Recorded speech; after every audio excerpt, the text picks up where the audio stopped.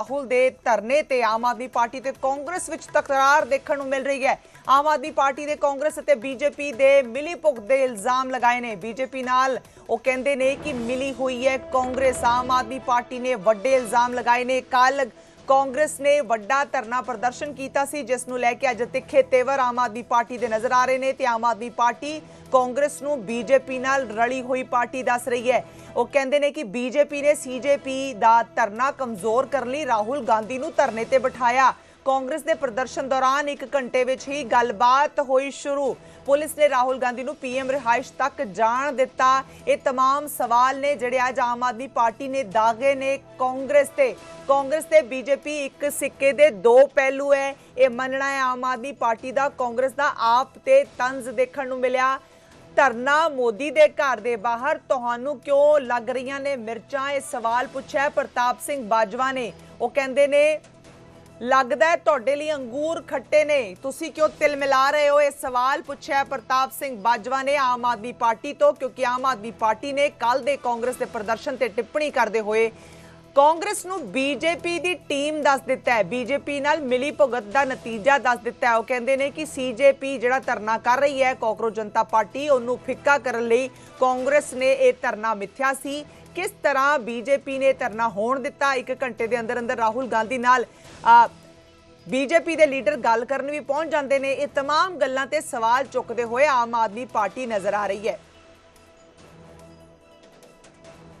आंदोलन हुआ और ये इतिहास है पहले भी, जब भारत पाकिस्तान के बीच में संघर्ष चल रहा था और सारा देश पूछ रहा था प्रधानमंत्री मोदी से कि सीज फायर क्यों कर दिया जब हमारी सेना जीत रही थी, तो राहुल गांधी उनको बचाने के लिए आए थे। राहुल गांधी ने कहा हमारे कितने प्लेन गिरे हैं पहले ये बताओ, और पूरा मुद्दा डाइवर्ट हो गया था। तो ये राहुल गांधी जी को पहले भी भारतीय जनता पार्टी इस्तेमाल करती रही है और मुझे लगता है फिर से ध्यान हटाने के लिए उनको इस्तेमाल किया जा रहा है। देश में इतना बड़ा छात्र आंदोलन और मेन स्ट्रीम मीडिया की मदद के बिना छात्र आंदोलन शायद भारत के इतिहास में पहले कभी नहीं हुआ। और ऐसा आंदोलन कांग्रेस की खिलाफत, बीजेपी की खिलाफत, दोनों गालियां दे रहे थे, दोनों बदनाम कर रहे थे इस पूरे आंदोलन को। इनके छात्र आंदोलन के नेताओं के ऊपर तरह तरह के आरोप लगा रहे थे। ये लोग कहते थे कांग्रेस के ऑफिशियल हैंडल्स पे मिल जाएगा, इनके प्रवक्ताओं के हैंडल पे, ये कहते थे 100 लोग भी नहीं है जंतर मंतर पे। ये थोड़ी कोई प्रोटेस्ट है, कांग्रेस कर रही है इसका विरोध तो। और बीजेपी वाले कहते थे ये तो पाकिस्तानी है, पता नहीं आतंकवादी है, पता नहीं क्या क्या कहते थे इनको। ये दोनों पार्टियों का एजेंडा जब पूरी तरह से फ्लॉप हो गया और देश के छात्रों ने अपनी ताकत दिखा दी, देश के संसद के दरवाजे तक पहुंच गए जब छात्र, तो ये सारे के सारे मिलजुल के अब इस पूरे मुद्दे को डाइवर्ट करने का प्रयास कर रहे हैं। लेकिन देश का युवा अब जाग चुका है, देश का युवा इन सारी चालबाजियों को समझता है, इनकी ये साजिशें नाकाम होंगी। सर, जंतर मंतर के सिवाय कांग्रेस का जो प्रोटेस्ट हुआ उस पर कुछ चर्चा हुई क्या? इंडिया अलायंस है आपका? देखिए, सबको करना चाहिए, सारे करें, जितने भी देश में लोग हैं सब लोग सड़क पे आंदोलन करें, इसमें कोई हर्ज नहीं है। लेकिन आपने शिवसेना और आम आदमी पार्टी दोनों मिलकर कोई आंदोलन की बात कर रहे हैं कि आगे जाने की, दोनों साथ मिलकर? हम तो उनके साथ ही हैं, कल ये भी गए थे, हम भी गए थे, हमें अलग से करने की क्या जरूरत है? हम तो उनके साथ ही हैं। वो देश के युवा आंदोलन कर रहे हैं, हम युवाओं के साथ हैं। कांग्रेस के आंदोलन को आपका सपोर्ट है क्या? क्योंकि ऐसे कह रहे हैं राहुल गांधी ने कल, हम मुद्दे का सपोर्ट करते हैं। मुद्दा है कि परीक्षाओं का लीक बंद होना चाहिए, परीक्षा लीक होनी बंद होनी चाहिए। अब सब लोग समर्थन करें, जो जंतर मंतर को समर्थन कर रहे हैं वो जंतर मंतर को करें, जो नहीं कर रहे हैं अपना कर रहे हैं अपना करें, सब लोग करें। नहीं, मुझे लगता है कि जो रियल इशू है उस पर फोकस रहना चाहिए। और जो लोग पूरे इस प्रोटेस्ट को अगवाई कर रहे थे from the first day, Sonam Wangchuk हों चाहे वो तमाम विद्यार्थी हों, तो उन पे ही फोकस रहना चाहिए। क्योंकि इसमें कोई दोहराए नहीं है कि नौजवानों के और ख़ासकर विद्यार्थियों के फ्यूचर को लेकर देश की सरकार संजीदा नहीं है। जहाँ तक पार्लियामेंट का सवाल है तो हम तो कांग्रेस को तो शायद आज याद आई है।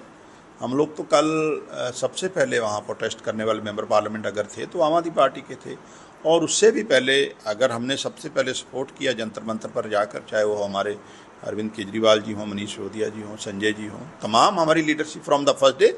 लेकिन अगवाई नौजवानों के हाथों में और स्टूडेंट के हाथ में ही रहनी चाहिए। उसको उनको मुझे लगता है पीछे नहीं करना चाहिए।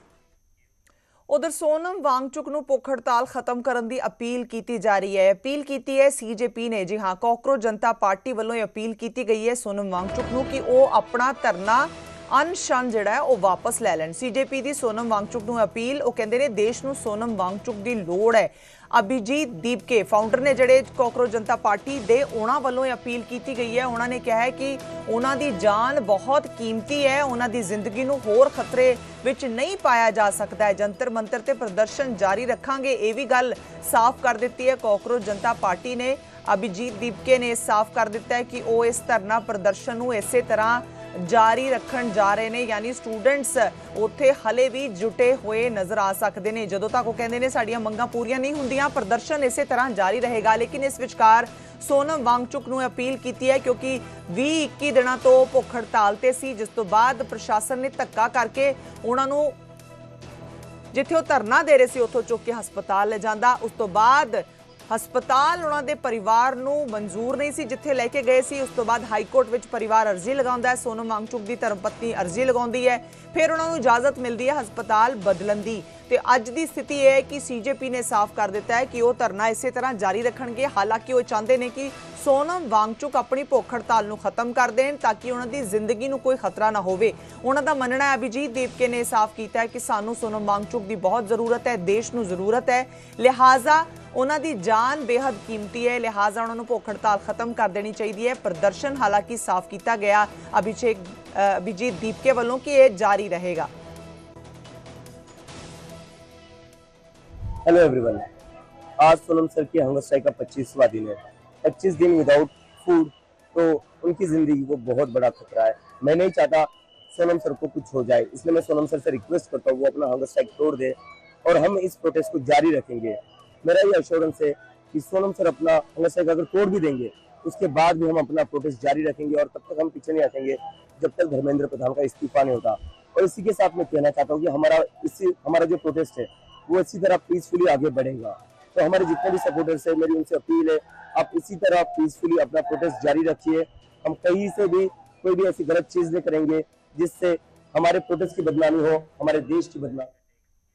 अगली खबर दरो करते हैं। फरीदकोट विच फार्मेसी के पेपर विच नकल का मामला है जिसनूं लैके सिक्ख्या मंत्री नूं सवाल पूछे जा रहे हैं। सिक्ख्या मंत्री हरजोत बैंस का इस ते वड्डा बयान सामने आया। वो कहते हैं जे इस्तीफे नाल सिक्ख्या सिस्टम सुधरदा है तो मैं इस्तीफा देने लई तैयार हाँ। वड्डा बयान है उन्होंने वालों दिता गया है कि जे मेरे इस्तीफा दित्तियां सिस्टम सुधर सकता है तो मैनूं इस्तीफा देने च कोई गुरेज नहीं होवेगा। सिक्ख्या मंत्री हरजोत बैंस वालों बयान दिता गया है। फरीदकोट विच फार्मेसी के पेपर विच नकल का मामला सामने आया सी, जिस तो बाद पंजाब के सिक्ख्या मंत्री तो इस्तीफे की मंग ओपोजिशन ने चुकी सी।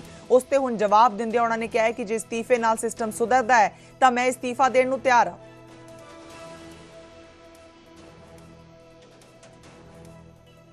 ਬਾਬਾ ਫਰੀਦ ਯੂਨੀਵਰਸਿਟੀ ਦੇ ਵਿੱਚ ਇੱਕ ਐਗਜ਼ਾਮ ਹੋਇਆ, ਉਸ ਦੇ ਵਿੱਚ ਕੁਝ ਬੱਚੇ ਸਮਾਰਟ ਪੈਨ ਲੈ ਕੇ ਆ ਗਏ। ਸ਼ਰਾਰਤੀ ਅੰਦ ਹੁਣ ਦੇਖੋ ਤੁਸੀਂ ਕਿੰਨੀ ਫ੍ਰਿਸਕਿੰਗ ਕਰ ਸਕਦੇ ਹੋ। ਇੱਕ ਸਮਾਰਟ ਪੈਨ ਲੈ ਕੇ ਆ ਗਏ ਜਿਹਦੇ ਵਿੱਚ ਕੋਈ ਕੈਮਰਾ ਲੱਗਿਆ ਹੋਇਆ ਸੀ, ਉਹਨਾਂ ਨੂੰ ਮੌਕੇ ਤੇ ਫੜ ਲਿਆ ਗਿਆ। Punjab should be awarded for it. ਇਹਦੇ ਲਈ ਤਾਂ ਸਾਨੂੰ ਸ਼ਾਬਾਸ਼ੀ ਮਿਲਣੀ ਚਾਹੀਦੀ ਹੈ। ਮੈਮ ਤੁਸੀਂ ਕਹਿ ਰਹੇ ਹੋ ਅੱਛਾ, ਪਰ ਫਿਰ ਵੀ ਕੋਈ ਗੱਲ ਨਹੀਂ ਮੈਮ, ਮੈਂ ਤਾਂ ਘਰੋਂ ਜਦੋਂ ਨਿਕਲਿਆ ਸੀ 2011 ਦੇ ਵਿੱਚ ਕੱਲਾ ਨਿਕਲਿਆ ਸੀ, ਪਰਸੋਂ ਵੀ ਜੰਤਰ ਮੰਤਰ ਤੇ ਕੱਲਾ। If my resignation can improve the education system anytime। कुछ बच्चे किसी एग्जाम हॉल में पेन या कोई नकल का टूल करने के लिए लेके आए और यूनिवर्सिटी के एडमिनिस्ट्रेशन ने उनको बहुत सख्ती के साथ निपटा उस एग्जाम हॉल में। वहीं देन एंड देयर तो कोई नकल करने की कोशिश करेगा तो पंजाब सरकार के तो सख्त इंस्ट्रक्शंस हैं कि नकल भी नहीं होने दी जाएगी। देखो बात ये है कि दोनों एक ही थाली के चट्टे बट्टे हैं। यहाँ पर तो मामा बन के घूम रहे हैं आम आदमी पार्टी के लोग जिनके पेपर लीक हुए हैं, लेकिन पंजाब के अंदर पेपर लीक हुआ है फार्मेसी का, उनके बारे में कोई तवज्जो नहीं है। वहां भी प्रोटेस्ट किया लोगों ने, उनको मारा गया, पीटा गया, पुलिस द्वारा भगाया गया। तो बिल्कुल जरा भगवंत मान इसके ऊपर भी जवाब दे दें कि भैया फार्मेसी का पेपर लीक कैसे हुआ है। उसमें भी हजारों बंदों की, हजारों बच्चों का स्टेक है, हजारों परिवारों का स्टेक है, उसके ऊपर क्या कहना है। और जिस तरीके से ये पेपर लीक का मामला रुक ही नहीं रहा है, चाहे स्थानीय सरकारें हों चाहे केंद्र सरकार हो, उसके ऊपर लोगों को, बच्चों को इंसाफ तो मिलना ही चाहिए। हमारी मांग है कि धर्मेंद्र प्रधान जल्द से जल्द इस्तीफा दें और आगे की कार्रवाई संसद में शुरू हो। पंजाब सरकार वहां भी तो पर्चा ली, वहां तो हमने कहा है कि वहां का जो हरजोत बैंस है, जो एजुकेशन मिनिस्टर है, हमारी मांग है कि वो भी इस्तीफा दे और भगवंत मान विधानसभा में खड़ा होकर लोगों से माफी मांगे कि आइंदा ऐसा नहीं होगा। राजनीति कैसे राहुल गांधी से राजनीति कर रहे हैं तो केजरीवाल कौन सी कम राजनीति कर रहे हैं।